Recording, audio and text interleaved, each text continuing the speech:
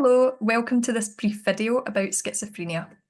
Schizophrenia is a psychiatric disorder characterised by a loss of contact with reality and distortions in thinking, speech, perception, emotion and behaviour. It has a lifetime prevalence of approximately 1% and typically emerges during late adolescence or early adulthood.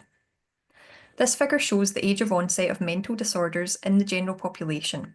You can see that for disorders like schizophrenia, the peak age of onset is 20.5 years of age, shown by the black curve here.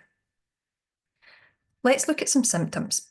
Positive symptoms like delusions and hallucinations reflect an excess or distortion of normal processes. Delusions are false beliefs sustained in the face of evidence that normally would be sufficient to destroy them. For example, believing that someone is after you, considering yourself a major figure on the world stage, like an entertainer or a politician, or believing that the real world does not exist or has been destroyed. Hallucinations are false perceptions that have a compelling sense of reality. Hearing voices that are not actually there is the most common type of hallucination, but you might also see, smell, taste, or feel things that are not there.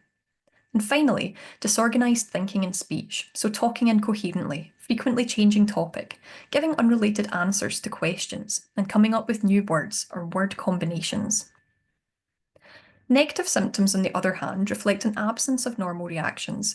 For example, blunted affect refers to diminished facial and emotional expression.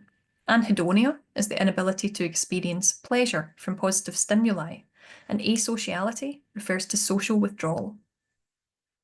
For the rest of this video, I'll walk you through some key explanations of schizophrenia, exploring various factors that may play a role. Specifically, we're going to consider genetics and neurobiology. Twin family and adoption research has highlighted the heritable nature of schizophrenia. What this means is that the lifetime risk of developing schizophrenia increases as the genetic relatedness to a person with schizophrenia increases. With respect to the general population, one study estimated the prevalence of schizophrenia to be 2.4-fold higher in those with an affected second-degree relative, like a grandparent, 6.3-fold higher in those with an affected first-degree relative, like a parent, and 37.86-fold higher in those with an affected twin. And this figure from the paper shows that the age-specific prevalence of schizophrenia is significantly higher in individuals with affected first-degree and second-degree relatives, so the circles and the squares, than in the general population, the triangles.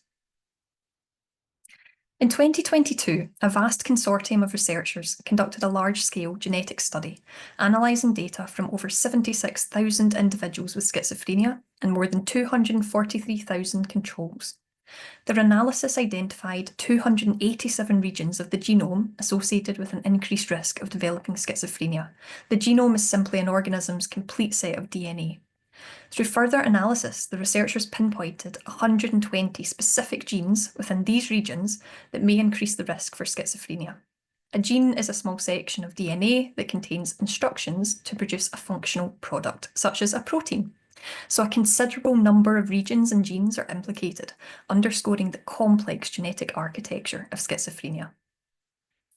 Let's turn to neurobiology. One neurobiological explanation of schizophrenia relates to chemical imbalance, particularly alterations in neurotransmitters. Neurotransmitters are chemicals that carry messages between brain cells. Here we'll focus on dopamine, but glutamate and GABA are also implicated. Dopamine modulates essential functions like voluntary movement, reward, cognition, and goal-oriented behaviours. This diagram highlights in yellow the dopamine alterations seen in schizophrenia compared to controls. For example, dopamine synthesis and release capacity is increased in the striatum, which is the pink area.